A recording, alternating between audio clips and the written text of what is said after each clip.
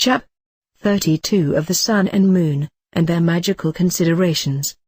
The Sun and Moon have obtained the administration of ruling the heavens, and all bodies under the heavens. The Sun is the lord of all elementary virtues, and the Moon, by virtue of the Sun, is mistress of generation, increase or decrease. Albumser says, that by the Sun and Moon, life is infused into all things, which Orpheus calls the enlivening eyes of heaven. The Sun giveth light to all things of itself, and gives it plentifully, not only to all things in heaven and air, but earth and deep.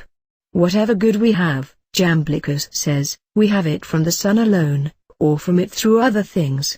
Heraclitus calls the Sun, the fountain of celestial light, and many of the Platonists place the soul of the world chiefly in the Sun, as that which, filling the whole globe with the Sun, doth send forth its rays on all sides, as it were a spirit through all things, distributing life, sense, and motion to the universe.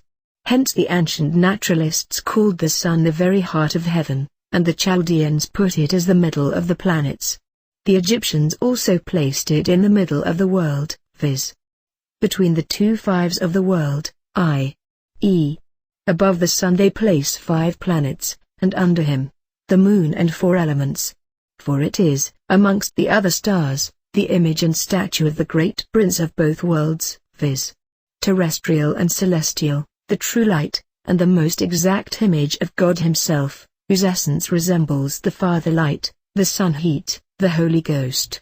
So that the Platonists have nothing to hold forth the divine essence more manifestly by than this.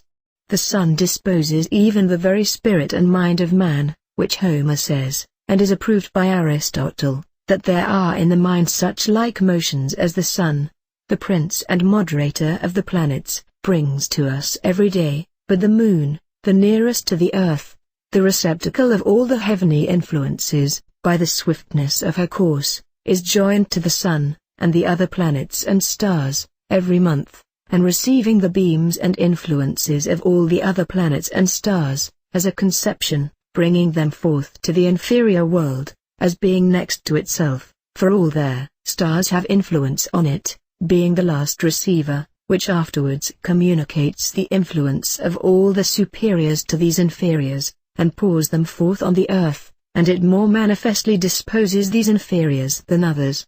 Therefore her motion is to be observed before the others, as the parent of all conceptions, which it diversely issues forth in these inferiors, according to the diverse complexion, motion, situation, and different aspects to the planets and other stars, and though it receives powers from all the stars, yet especially from the Sun, as oft as it is in conjunction with the same, it is replenished with vivifying virtue, and, according to the aspect thereof, it borrows its complexion.